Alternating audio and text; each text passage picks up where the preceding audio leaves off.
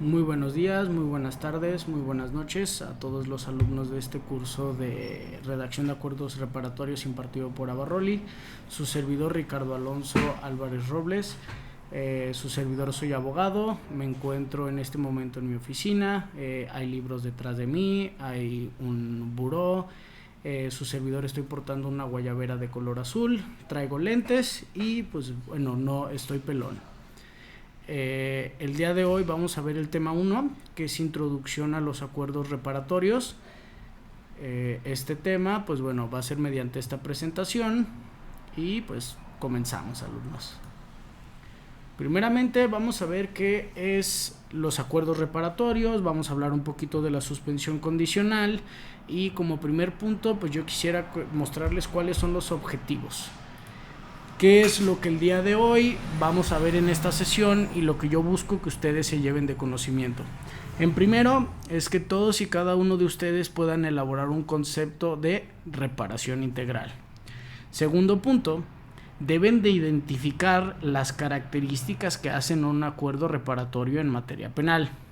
Como tercer punto, deben de identificar cuáles son los delitos por los que ustedes pueden acudir a un mecanismo alternativo de solución de controversias. Y por último, que ustedes también identifiquen cuándo es oportuno la presentación de un mecanismo alternativo de solución de controversias, ya sea para un acuerdo reparatorio o para una suspensión condicional del proceso. Bueno, y vistos los objetivos, que es lo que nos toca, pues pasar a los temas. El primer tema que vamos a ver es la reparación integral. Bueno, ¿qué tiene que ver con esta reparación integral? La reparación integral, primeramente quiero que ustedes tengan unos conceptos muy en mente. Estos conceptos son los que ustedes pueden ver aquí en la presentación. Dignidad. ¿Por qué la dignidad? Porque la reparación integral es un proceso que tiene como finalidad restablecer la dignidad de las personas víctimas u ofendidas. Segundo punto, autocomposición. El día de hoy vamos a estudiar la reparación integral desde el aspecto autocompositivo. Cómo nosotros en los mecanismos alternativos, que todos ellos son autocompositivos, cómo es que influye la reparación integral en este tipo de procesos. Tercer punto, interés público. En este caso, la reparación integral es una cuestión de interés público. Esta cuestión de interés público ya ha sido definida por la Corte Interamericana, por la Suprema Corte de Justicia de la Nación, como lo vamos a ver en momentos subsecuentes. Entonces, si bien es cierto, estamos hablando de una reparación autocompositiva, esta reparación siempre está supervisada por el juzgador, siempre está supervisada por el Ministerio Público y tiene que contener cláusulas que sean acorde a derechos humanos.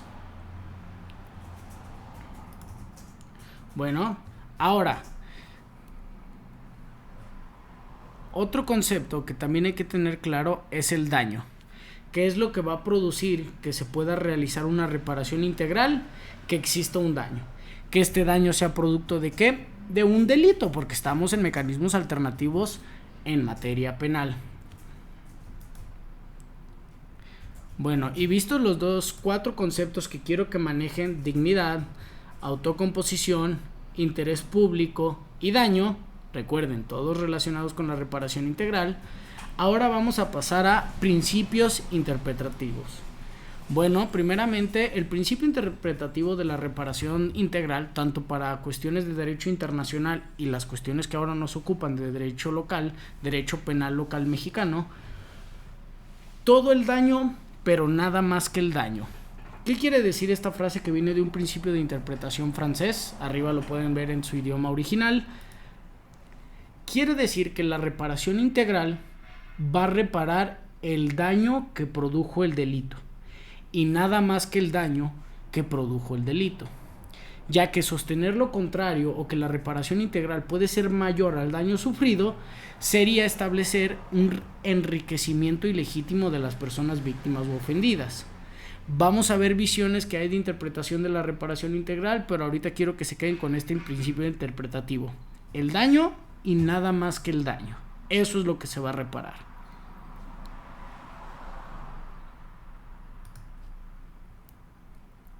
Bueno, y vamos a ver diferentes conceptos de reparación integral. Me gustó mucho de la Unidad de Víctimas del Gobierno de Colombia, que ¿qué nos dice que es la reparación integral?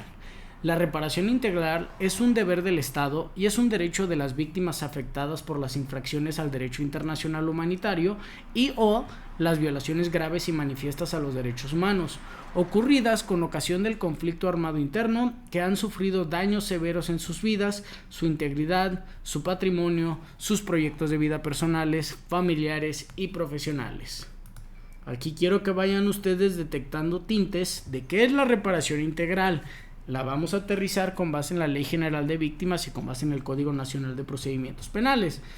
Aquí quiero que ustedes vayan detectando: 1. Es un deber del Estado. 2. Es un derecho de las personas víctimas u ofendidas.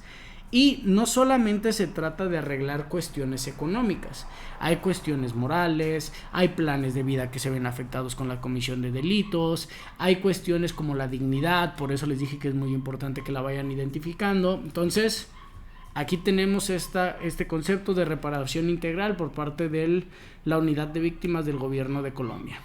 Ahora, vamos a ver otro concepto de reparación integral. Este concepto de reparación integral lo podemos hallar en la propia Ley General de Víctimas. Bueno, tenemos que interpretarlo de manera conjuntiva, porque tenemos que ver a qué se refiere la Ley General de Víctimas.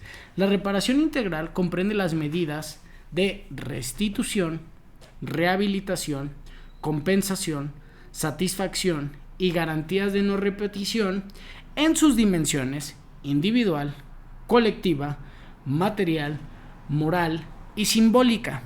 Cada una de estas medidas será implementada a favor de la víctima, teniendo en cuenta la gravedad y magnitud del hecho victimizante cometido o la gravedad y magnitud de la violación de sus derechos, así como las circunstancias y características del hecho victimizante. ¿Se fijan? Esta porción normativa de nuestra Ley General de Víctimas recoge el principio de el daño y nada más que el daño, porque dice que la reparación debe de ser de acuerdo a la gravedad y magnitud del hecho victimizante, que para materia penal para nosotros se trata del delito. ¿Qué comprende? Estas medidas las vamos a ver en nuestra clase presencial: la restitución, es decir, darle todo lo que sufrió; la rehabilitación, ayudarlo con sus situaciones médicas, con sus situaciones psicológicas; la compensación, que significa todos aquellos gastos que haya realizado la víctima para buscar justicia, para buscar que se lleve a cabo el proceso, se le tienen que resarcir. También tenemos las de satisfacción, hay que traerle de nueva cuenta la dignidad a la persona víctima. Y por último, las garantías de no repetición. La reparación integral se conforma de todos estos puntos, ¿se fijan? No únicamente se fija en los daños materiales, se fija también en los daños morales, en los daños intangibles. También tenemos que hay medidas de restitución, satisfacción, rehabilitación, garantías de no repetición y compensación. Y por último, recuerden, el daño y nada más que el daño. La reparación debe de ser adecuada a la gravedad, al alcance del hecho victimizante. Hay que tener en cuenta que la reparación integral debe de ser siempre vista desde su doble aspecto. El primero, como obligación del Estado derivada de su responsabilidad normativa. En el ámbito local existe la Ley General de Víctimas, que estamos viendo los artículos, y en materia internacional existe la Convención Americana sobre Derechos Humanos, la cual en su artículo 63 establece el derecho de toda persona a que, cuando existe una violación de sus derechos, el Estado tenga que resarcirlos, tenga que repararlos integralmente. La parte de integral ha sido ya producto de la interpretación de la Corte Interamericana, producto de las leyes locales, pero ahí se establece el término de reparar. Y como segundo, no únicamente tiene que ser visto como ese deber del Estado, sino como un derecho fundamental de las personas víctimas u ofendidas, donde lo vamos a encontrar en el artículo 20 de nuestra Constitución Política de los Estados Unidos Mexicanos, donde viene el apartado, si mal no estoy, es el apartado C de los derechos de las víctimas. En una de sus fracciones establece el derecho de toda persona mexicana, extranjera, persona que esté en el territorio nacional, a que se le repare integralmente el daño que se le cause. Ahorita en materia penal, pero en lo general en cuestiones de violaciones a derechos humanos. Ahora vamos a ver, si bien es cierto la Ley General de Víctimas no nos establece un término adecuado de qué tenemos que entender por reparación integral, sí nos da esos matices, esas cuestiones que toda reparación integral tiene que tener en cuenta. ¿Qué nos dice? Bueno, debe de haber una restitución. Recuerdan que vimos las medidas de restitución. ¿Qué significa la restitución? Busca devolver a la víctima a la situación anterior a la comisión del delito o a la violación de sus derechos humanos. Intenta hacer el Estado, intenta hacer el derecho como si no hubiera existido ese delito y que la persona no sienta sus afectaciones. ¿Qué más debe de haber? Debe de haber una rehabilitación. Cuando hablamos de reparación integral, tiene que haber una restitución, tiene que haber una rehabilitación. Buscar a la víctima hacer frente a los efectos sufridos por causa del hecho punible o de las violaciones a derechos humanos. En la clase del presencial que tendremos, podremos también identificar que la rehabilitación va asociada a cuestiones médicas, a cuestiones psicológicas. También, ¿qué más tiene que tener la reparación integral? Debe de haber una compensación. Ha de otorgarse a la víctima de forma apropiada y proporcional a la gravedad del hecho punible, recuerden, el daño, nada más que el daño, cometido o de la violación de derechos humanos sufrida y teniendo en cuenta las circunstancias de cada caso. Esta se otorgará por todos los perjuicios, sufrimientos y pérdidas económicamente evaluables que sean consecuencia del delito o de la violación de los derechos humanos. Recuerdan que le dije que estos eran los gastos, eran los costes que ha tenido la persona víctima u ofendida dentro del proceso. Bueno, todos aquellos que son valuables en dinero, porque ojo, también incluyen los no valuables en dinero, pero las medidas de compensación son aquellas cuestiones valuables en dinero, tienen que dársele, tienen que regresársele a la persona víctima, a la persona ofendida. También tenemos medidas de satisfacción. Estas, como les dije, buscan reconocer y restablecer la dignidad de las víctimas. Las medidas de satisfacción van encaminadas a los reconocimientos, disculpas públicas, publicaciones de las resoluciones en el caso que se vea. Estas van encaminadas a restablecer la dignidad de la persona víctima, restablecer la dignidad de la persona ofendida. Bueno, también están las medidas de no repetición. ¿Qué quiere decir las medidas de no repetición?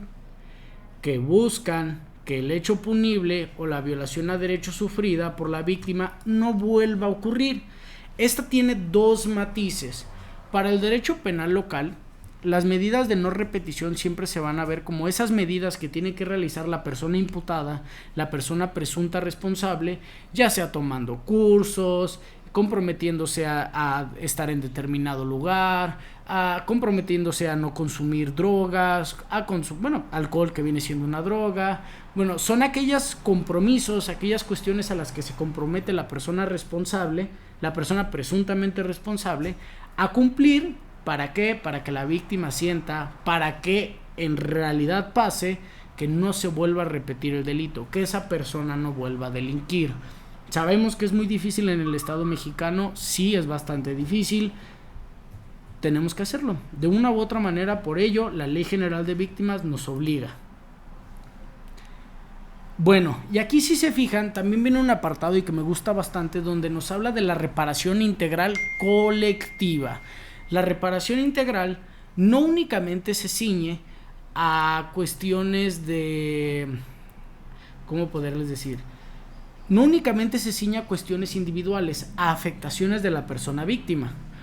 Recuerden que hay un mecanismo alternativo que se llama junta restaurativa, el cual su primordial característica, que las diferencias de la conciliación y de la mediación, es que es cuando está relacionado un grupo de personas, una colectividad. Bueno, la reparación integral también tiene medidas, también tiene frutos para esas colectividades. compromisos de limpiar bardas, compromisos de acudir con todas las personas, a presentarles una disculpa pública.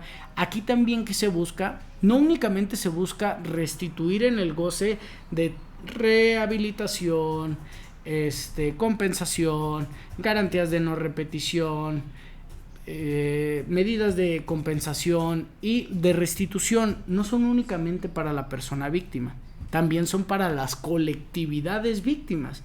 Entonces tenemos que ver, como nos dice la ley, se entenderá como un derecho del que son los titulares los grupos, comunidades u organizaciones sociales que hayan sido afectados por la violación de los derechos individuales de los miembros de los colectivos, o cuando el daño comporte un impacto colectivo. La restitución de los derechos afectados estará orientada a la reconstrucción del tejido social y cultural colectivo que reconozca la afectación en la capacidad institucional de garantizar el goce, la protección y la promoción de los derechos en las comunidades, grupos y pueblos afectados. ¿Se fijan? También las colectividades afectadas de un delito gozan de todas estas prerrogativas conocidas como reparación integral. Bueno, también tenemos la declaración que restablezca la dignidad y la reputación de la víctima u ofendido de las personas vinculadas a ella a través de los medios que se solicite. Esta va relacionada con las medidas de satisfacción. Los legisladores quisieron ponerlo como una cuestión, pero como les hablé, una medida de satisfacción puede ser la publicidad de la resolución. Buscan que las demás gentes vean, que las demás personas vean que ella fue víctima, que ella fue ofendida, que fue afectada por el delito y que el Estado ya se ha hecho cargo de esa violación y ahora ella que se sienta digna porque se llevó un proceso, se le restituyó, se le pagó. Entonces, se fijan, van encaminadas a la restitución a la dignidad de la persona víctima, de la colectividad víctima.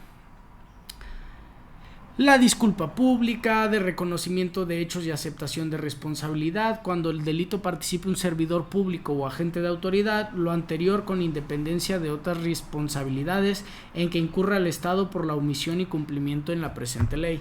Se fijan, siguen siendo medidas de satisfacción. El legislador consideró bastante importante que no hubiera duda sobre la interpretación que tiene que haber de la satisfacción, entonces incluyó estas medidas de satisfacción como partes que deben de comprender esa reparación integral. Ahora ya tenemos todas esas cuestiones que atañen a la reparación integral. Para que se vayan de esta cuestión, para que se vayan de esta clase con un conocimiento, ¿cómo vamos a identificar o cuando hablemos de reparación integral a qué nos vamos a referir? Bueno, nos vamos a referir a medidas que garanticen la restitución de las cosas al estado en que se encontraban antes de que hubiera sucedido el delito. Hablamos de la compensación de todos aquellos gastos valuables en dinero que haya tenido que realizar la persona víctima. Hablamos de la compensación. Disculpen, esa fue la que les dije. Hablamos de la satisfacción. Volver a dignificar a la persona víctima. También hablamos de garantías de no repetición, que quiere decir que la persona presunta responsable o imputada garantice de alguna u otra manera que no va a volver a suceder el delito. Y por último, las medidas de rehabilitación, que quiere decir que las cuestiones médicas, psicológicas que sufra la persona o colectividad víctima pueden ser reparadas. Así vamos a entrar, entonces bueno, ya conocemos este aspecto de la reparación integral, ya vimos lo que comprende, lo que es la reparación integral. Vamos a ver los tipos de daños, vamos a ver por qué hay tantos tipos de medidas de reparación integral con base en los daños que se pueden causar. Estos daños son daños que ha reconocido la Corte Interamericana de Derechos Humanos. Ahí van a poder encontrar los casos. Si ustedes específicamente se meten al estudio de los casos, que es información pública, y únicamente si ponen el caso en Google van a poder hallar el resumen, la resolución. Bueno, hay que ver primero los daños materiales. ¿Qué nos dice la Corte Interamericana que son los daños materiales? Es la pérdida o detrimento de los ingresos de las víctimas, los gastos efectuados con motivo de los hechos y las consecuencias de carácter pecuniario que tengan un nexo causal con los hechos del caso. ¿Se fijan? Principio interpretativo, el daño, nada más que el daño. ¿Cuáles son los materiales? Son aquellos valuables en dinero que hayan sufrido en detrimento las víctimas. ¿Cuáles son estos? También existe un catálogo de cómo se pueden catalogar estos daños materiales. Los primeros son los daños emergentes. Gastos cubiertos por la persona víctima u ofendida con motivo del delito. Lucro cesante o pérdida de ingresos. Pérdidas patrimoniales ocasionadas con motivo del delito. Daño al patrimonio familiar. El daño al patrimonio familiar son esos daños que se sufren en los vínculos, que se sufren en los hogares, si es que son desplazados de su hogar, si tuvo confinamiento todo ese tiempo que pudo haber estado con su familia, si en su familia ahora, por ejemplo, metieron a la cárcel al padre, está en prisión preventiva, está ya, pues sí, nada más puede ser en prisión preventiva, y uno de sus hijos se tuvo que meter a trabajar y por ende dejó los estudios. Ahí hay una afectación a el patrimonio familiar. ¿Por qué? Porque ha abandonado sus estudios a tener que puesto a trabajar. Bueno, luego ya vamos a ver en la clase del presencial que algunas de las reparaciones son incluso becas universitarias. Son estímulos para que las personas estudien. Entonces aquí para que ustedes identifiquen todos los tipos de daños que hay, y entonces cuando piensen en medidas de restitución, rehabilitación, compensación, de no repetición y de satisfacción, siempre estén viendo cuáles son los daños causados y cómo pueden reparar esos daños. No solamente existen daños materiales, también existen daños inmateriales, nos dice la Corte Interamericana. Tanto los sufrimientos y las aflicciones causadas a la víctima directa y a sus allegados, el menoscabo de valores muy significativos para las personas, así como las alteraciones de carácter no pecuniario en las condiciones de existencia de la víctima o su familia. ¿Se fijan? No únicamente debemos de pensar en dinero cuando hablamos de una reparación integral, también tenemos que pensar en esos lazos que se ven afectados, en esa concepción de la persona víctima sobre su persona al ser víctima de un delito. Debemos de pensar en esos vínculos que se ven afectados producto de un delito, vínculos personales, vínculos con sus hijos, vínculos con su esposa, con su familia en general, con sus amigos. A esto se refiere los daños inmateriales. Y bueno, también nos tiene un catálogo la Corte Interamericana sobre estos daños inmateriales. Nos dice daño moral y psicológico. ¿Sí? Este daño moral, ¿a qué se refiere? A todas esas cuestiones no valuables en dinero, pero que sí es posible acreditar su afectación. Luego también nos pone la Corte Interamericana el daño físico. Y bueno, aquí varias personas podrían pensar, bueno, ¿por qué el daño físico? Porque si puede haber una operación, pueden ir con un médico y puede reparar ese daño físico. Bueno, porque no todos los daños físicos son reparables únicamente con dinero o con operaciones. Amputaciones de extremidades, pérdida de vista, son daños físicos. Pero son daños físicos que no únicamente se quedan en, se dañó, puede repararse. ¿Qué pasa si no puede repararse este daño físico? ¿Qué pasa si se le amputa alguna extremidad? ¿Qué pasa si pierde la vista? Bueno, estas son cuestiones no valuables en dinero, son daños inmateriales, pero que deben ser reparados. Debe de ser reparado si una persona se quedó invidente. ¿De qué manera se le va a poder garantizar que vuelva a sentirse como antes? Y aquí quiero que ustedes empiecen a despertar esa cuestión de cada que piensen en reparación, no se queden en dinero. Cursos de braille, por ejemplo, para una persona invidente. Muy bien. Para que se le ampute alguna extremidad, la prótesis. Clases de cómo poder mover las cosas con una sola mano, o para el caso que no tengas piernas, para tu silla para andar. Entonces, se fijan, este tipo de violaciones inmateriales tienen más allá de que te voy a dar un dinero y ya con eso te reparé. No, claro que no. Aquí el día de hoy quiero que se vayan con esa cuestión, quiero que se vayan con la idea de que la reparación no únicamente comprende daños materiales también hay daños inmateriales y tenemos 5 tipos de medidas para reparar esos daños. Otra cosa es daño al proyecto de vida, si se ven truncadas algunas cuestiones profesionales, si se iba a casar y resulta que ya no se pudo casar, si va a haber el alumbramiento de su hijo. Entonces, se fijan, también puede haber daños inmateriales en el proyecto de vida. Daños colectivos y sociales.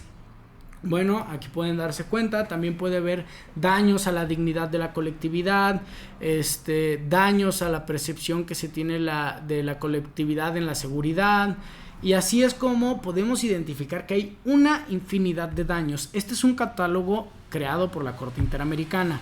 No es que tenga publicado el catálogo, no, pero en sus resoluciones se ha advertido que ha creado estas sistematizaciones de qué se debe de entender por daños. Bueno, y ahora que ya pudimos ver la reparación integral, vimos qué se debe de entender por reparación integral, cuáles son las 5 medidas que comprende la reparación integral y cuáles son los daños a los que enfrenta la reparación integral, ya podemos pasar a hablar de los acuerdos reparatorios y las suspensiones condicionales. Bueno, vamos a ver qué es un acuerdo reparatorio. El Código Nacional de Procedimientos Penales nos dice en su artículo 186, los acuerdos reparatorios son aquellos celebrados entre la víctima u ofendido y el imputado que, una vez aprobados por el Ministerio Público o el juez de control y cumplidos en sus términos, tienen como efecto la extinción de la acción penal. El Código Nacional de Procedimientos Penales nos da un concepto bastante legalista, por así llamarlo de una forma, porque únicamente nos dice es el acuerdo entre persona víctima o ofendida, entre presunto responsable o persona imputada, que tiene como efecto, una vez cumplido, la extinción de la acción penal. No nos dice que tiene que comprender, esto lo veremos ya en clases posteriores. Aquí están para ver qué tienen qué debe de contener un acuerdo reparatorio. Recuerden siempre, el acuerdo reparatorio es una solución, salida alterna del proceso penal. ¿Por qué se llama solución o salida alterna? El proceso penal es una línea que dice investigación inicial, audiencia preliminar, audiencia intermedia, audiencia de juicio. ¿Por qué se llaman salidas o soluciones alternas? Porque el acuerdo reparatorio puede ubicarse en ciertos puntos de esa línea que vamos a hablar y terminarlo. Es como si llegáramos a la última etapa, pero antes. Por eso son salidas o soluciones alternas. Porque es una salida, es una solución alterna a la solución, a la salida tradicional, que es el juicio con una sentencia. Otros conceptos de acuerdo reparatorio, Lino Videla Bustillos, que nos dice: los acuerdos reparatorios son un acto jurídico procesal en virtud del cual víctima e imputado llegan a un consenso que dice relación con la forma de solucionar el conflicto que los enfrenta, que procede respecto de determinados delitos, en el cual el imputado acuerda con la víctima reparar el daño que ha sufrido a través de una prestación que puede tener la más variada naturaleza, en la que la víctima debe prestar su consentimiento en forma libre y voluntaria, siendo dicho acuerdo aprobado por el respectivo juez de garantía y poniendo de esta forma fin al conflicto penal. Aquí ya nos incluyen más cosas, ya no nos habla Lino únicamente de que se trata de un acuerdo que tiene como finalidad la extinción penal, no, nos habla de que este acuerdo debe de ser llevado a cabo de manera voluntaria y libre por las personas, debe de contener una reparación, esta reparación debe de buscarse sea integral. Entonces, hay muy importante, se fijan, ahora ya hablamos como un componente del acuerdo reparatorio, la reparación.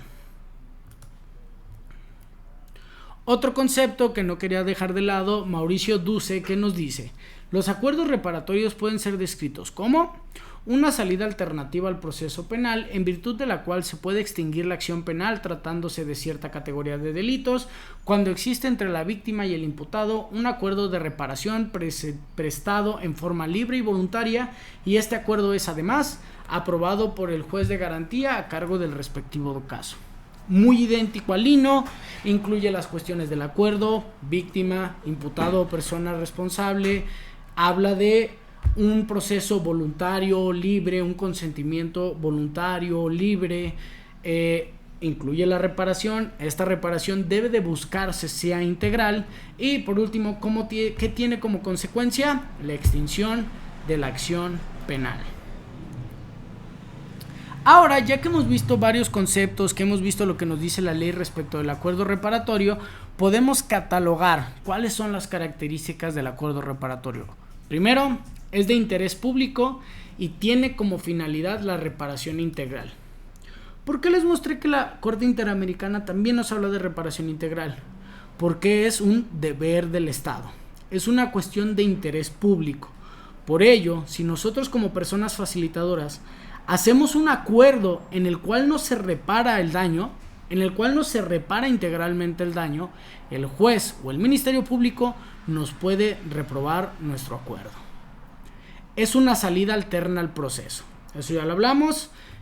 Independientemente de la etapa, no sigue el camino tradicional de la administración de justicia y en algún punto de esa línea lo termina en otro tiempo. Por eso es alterna. Luego, es un acuerdo entre las personas víctimas o ofendidas y las personas presuntamente responsables o imputadas. Debe de ser aprobado por el Ministerio Público o por el juez de control. Al ser una cuestión de interés público, no basta únicamente el consentimiento de las partes. No importa que sea voluntario, no importa que sea libre, no. El Estado tiene que tener injerencia, el Estado lo tiene que aprobar, el Ministerio Público lo tiene que aprobar. Cumplido y aprobado tiene como consecuencia la extinción de la acción penal. Si nuestro acuerdo es cumplido, las personas lo cumplen en el tiempo en el que se comprometieron, este cumplimiento lo califica el juez o el Ministerio Público, dependiendo del caso. Recuerden, es una cuestión de interés público. Aprobado el cumplimiento por alguna de aquellas dos autoridades, tiene como finalidad la extinción de la acción penal y el sobreseimiento del juicio.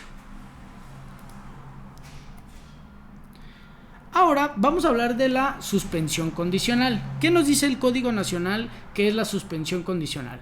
Por suspensión condicional del proceso deberá entenderse el planteamiento formulado por el Ministerio Público o por el imputado, el cual contendrá un plan detallado sobre el pago de la reparación del daño y el sometimiento del imputado a una o varias de las condiciones que refiere este capítulo que garanticen una efectiva tutela de los derechos de la víctima o ofendido y que en caso de cumplirse pueda dar lugar a la extinción de la acción penal.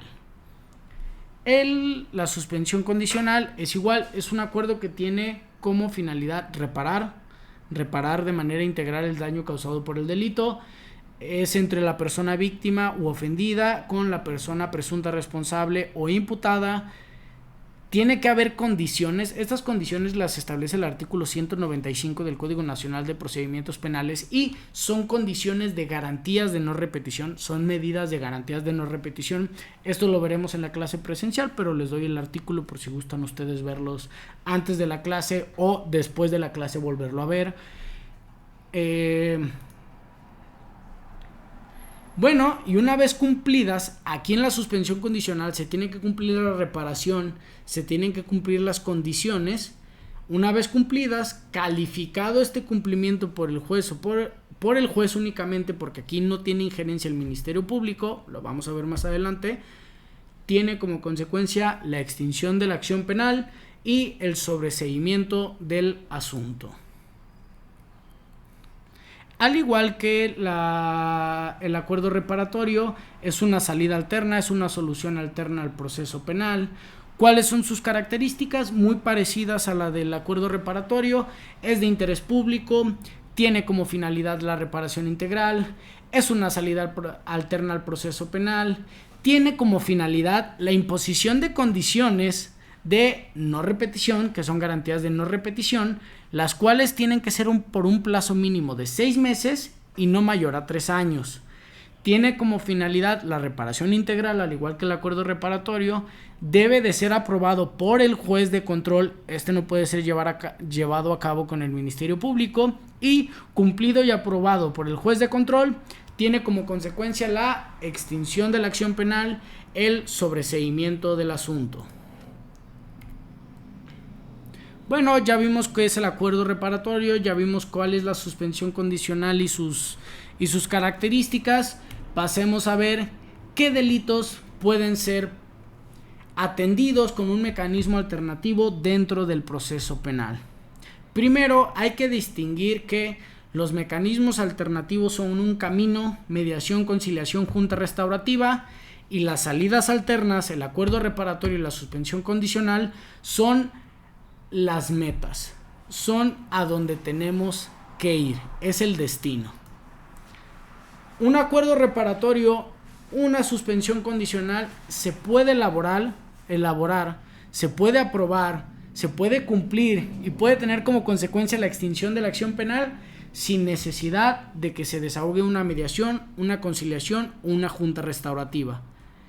Pero podemos hacer un camino, podemos hacer que la mediación, la conciliación, la junta restaurativa nos lleven a esa salida alterna. Entonces quiero que tengan muy en claro eso: destinos, soluciones alternas, caminos, mecanismos alternativos de solución de controversias. ¿Qué delitos podemos llevar a un acuerdo reparatorio? El artículo 187 del Código Nacional de Procedimientos Penales nos los indica. ¿Y qué nos dice? Los delitos de querella o requisito equivalente. Aquí yo les puse un ejemplo: el delito de amenazas establecido en el artículo 188 del Código Penal del Estado de Jalisco. También cuando procede un acuerdo reparatorio en los delitos culposos. Otro ejemplo, lesiones, ahí vienen los artículos. ¿Y en cuáles otros casos, en cuáles otros delitos procede? En los delitos patrimoniales cometidos sin violencia en las personas. Si el delito, un robo en el que se destruyó la chapa, se destruyeron las puertas, se destruyeron las personas, ¿es admisible un acuerdo reparatorio? Sí, porque la violencia no fue sobre las personas.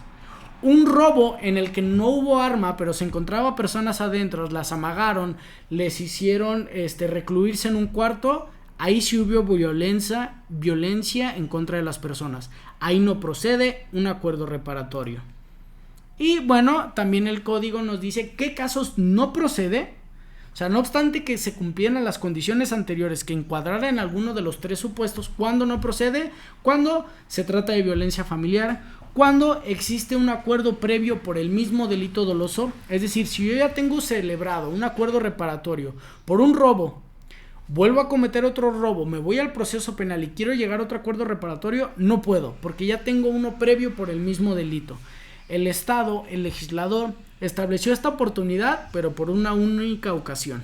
Si vuelves a cometer el mismo delito, ya no tendrás oportunidad de este beneficio que es los mecanismos alternativos, este beneficio que es las salidas alternas del proceso penal. ¿Cuál es el otro? El incumplimiento previo de un acuerdo reparatorio. Si yo cometí el delito de robo y cometo luego un delito de fraude, pero llegué a un acuerdo reparatorio en mi robo y no lo cumplí, no puedo llegar a otro acuerdo reparatorio en mi fraude. Y ahora, estas últimas dos reglas del incumplimiento no son aplicables si yo consigo que me declaren inocente en ese proceso. Si yo consigo que no me hagan responsable penalmente, bueno, en ese caso sí podré celebrar un nuevo acuerdo reparatorio. ¿Qué delitos podemos llevar a cabo qué delitos podemos llevar a una suspensión condicional? Estos están establecidos en el artículo 192 del Código Nacional de Procedimientos Penales.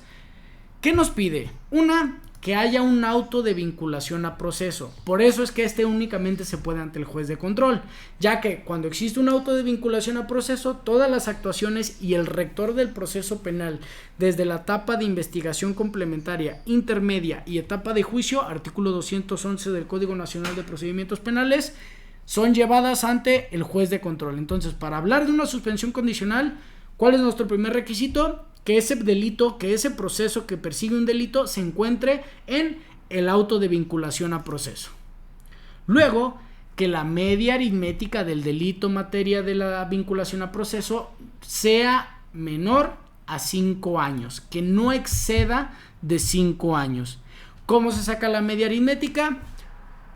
Sumas la pena máxima pena mínima y la divides entre 2. Si ese resultado te da 5.1, ya no puedes acceder a una suspensión condicional. ¿Cuál es otro de los requisitos? Que se repare integralmente el daño sin oposición fundada de la víctima. Y muchas veces dices, bueno, ¿cuál será la oposición fundada de la víctima? La única forma en la que una persona víctima u ofendida puede conseguir que no se apruebe una suspensión condicional es si acredita, oye, a mí no me están reparando mi daño. A mí todavía me deben esto, a mí todavía me causaron estos daños y no me los están garantizando. Entonces, para que también lo tengan muy en cuenta. Y por último, uno de los requisitos, y que es el más importante de la suspensión condicional, es la aceptación de la responsabilidad penal. La persona imputada debe de reconocerse como responsable del delito. No genera antecedentes penales. Mucho ojo, ninguno de todos estos procedimientos genera antecedentes penales, pero en ese proceso respectivo tiene que aceptar la responsabilidad para llegar a una suspensión condicional. Al igual que en el acuerdo reparatorio, existen ciertas circunstancias por las cuales no puedes acudir a una suspensión condicional. Si tiene una suspensión cumplida y no han pasado más de 2 años desde su cumplimiento. Si tiene una suspensión incumplida y no han pasado más de 5 años desde su incumplimiento. Y lo anterior, al igual que en el acuerdo reparatorio, es irrelevante si ese proceso acabó con una sentencia absolutoria. Si en ese proceso no se le declaró culpable, ya está del otro lado. Así, pasamos al último punto que vamos a ver en esta clase de hoy. ¿Desde qué punto del proceso hasta qué punto del proceso yo puedo pedir un acuerdo reparatorio? Muy sencillo, artículo 189 del Código Nacional de Procedimientos Penales, desde la denuncia inicial o el inicio de la investigación hasta el auto de apertura a juicio oral. Por eso, el acuerdo reparatorio puede ser ante el Ministerio Público o ante el juez de control, porque dependiendo de la etapa en la que nos encontremos, podremos acudir a él. ¿Ante quién se presenta el acuerdo reparatorio? Bueno, como les he dicho, si estamos en la investigación inicial, ante el Ministerio Público. Si estamos en la investigación complementaria, la etapa intermedia o en la preparación a juicio, ante el juez de control. ¿Cuál es la oportunidad? Ahora, ¿cuándo podemos pedir una suspensión condicional? Artículo 193 del Código Nacional de Procedimientos Penales. Desde el auto de vinculación a proceso, indiscutiblemente nos encontramos en sede judicial ante un juez de control, hasta el auto de apertura a juicio oral. Bueno, ¿por qué hasta el auto de apertura a juicio oral? Ha sido una controversia, hay ciertos abogados que defienden que aún en etapa de juicio se puede. Ojo, eso es una cuestión ya de interpretación constitucional y buscar la inconstitucionalidad de la norma. Más, ¿cuál es la intención del legislador? El legislador te da una oportunidad, te dice, antes de que yo prepare todo para llevarte a juicio, tienes la oportunidad de arreglarte con la víctima. Si redignificas, si reparas integralmente a la víctima, yo te doy chance de que puedas salir libre, porque te hiciste responsable. Ojo, y se fijan cómo no hay segundas oportunidades, solamente es una oportunidad. Bueno, esta es la lógica bajo la que se ciñe a que se pueda hasta el auto de apertura a juicio oral. Porque ya una vez que yo ya elaboré todos mis gastos, que tuve gastos con el Ministerio Público para recabar todas las pruebas en contra de ti, y ya me señalaron fecha para que yo compruebe que tú eres responsable, desde ahí, a partir de ahí, tú ya no tienes oportunidad. Ahora, ¿cuál es la oportunidad de ante quién se presenta la suspensión condicional? Ante el juez de control. Así, mis estimados alumnos, culminamos. Espero haber generado más respuestas que dudas. Les agradezco bastante por su atención. Su servidor no me despido porque nos vamos a ver en la tarde o nos estaremos viendo en la semana. Cualquier duda, por favor, aprovechen Canvas, es una plataforma bastante genial. Ahí van a poder encontrar los resúmenes de los casos que les puse. Ahí van a poder encontrar 2 textos de donde su servidor considero que es información bastante sencilla y es información que yo les plasmé en la presentación. Y cualquier duda, por favor, me la hacen llegar. Que tengan muy bonito día, que tengan muy bonita noche, que tengan muy bonita tarde. Gracias por su atención.